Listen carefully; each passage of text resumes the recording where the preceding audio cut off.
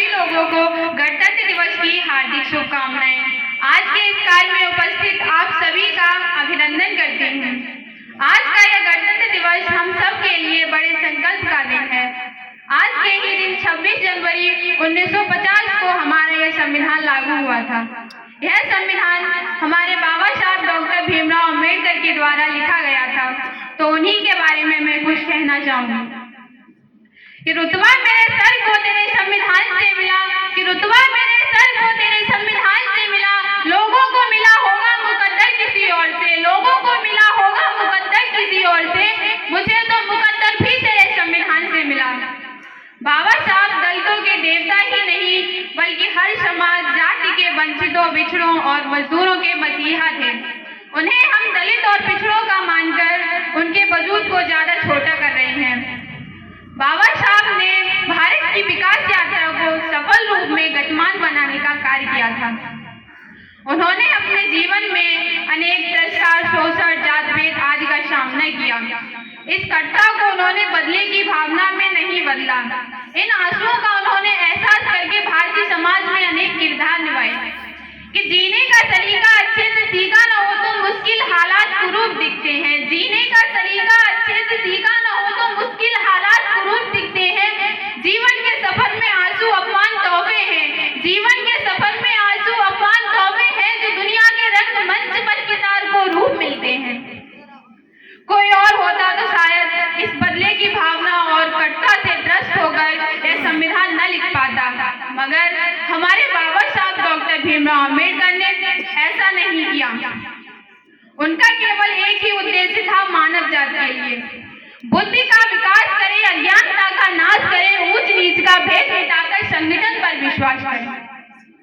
उनका खुद का विचार था कि जो उच्च वर्ग के हैं उन्हें एक दिन समाज की समरसता के विचारधारा को अपनाना पड़ेगा। इसीलिए उन्होंने निर्णय लिया था कि उन्हें समाज को जगाना है और उनमें विश्वास बनने का कार्य करना है।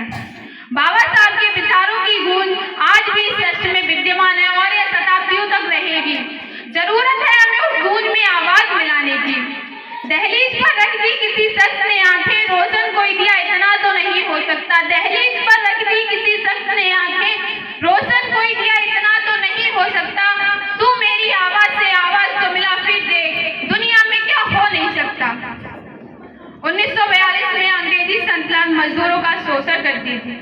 मजदूरों से 12-12 घंटे काम लिया जाता था, मगर हमारे बाबा साहब डॉक्टर भीमराव अम्बेडकर 1942 में मजदूरों के हित में लड़े और उनका साहस तो देखिए। उन्होंने मजदूरी के काम के 8-8 घंटे निश्चित करवा दिए थे कि जुल्म के आगे दुश्मन भी झुक जाएगा, हौसले अगर बुलंद हो तो वक्त भी रुक जाएगा। जुल्म के आगे दुश्मन भी झुक जाएगा, हौसले अगर बुलंद हो तो वक्त भी रुक जाएगा।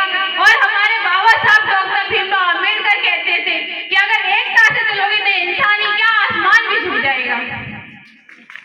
विश्व में कई विकसित देशों में महिलाओं को मताधिकार के लिए 40-40, 50-50 शोषण करने पड़े, मगर हमारे बाबा साहब डॉक्टर भीमराव अम्बेडकर ने संविधान लागू होने के पहले ही दिन सभी माताओं बहनों को मताधिकार दे दिया था।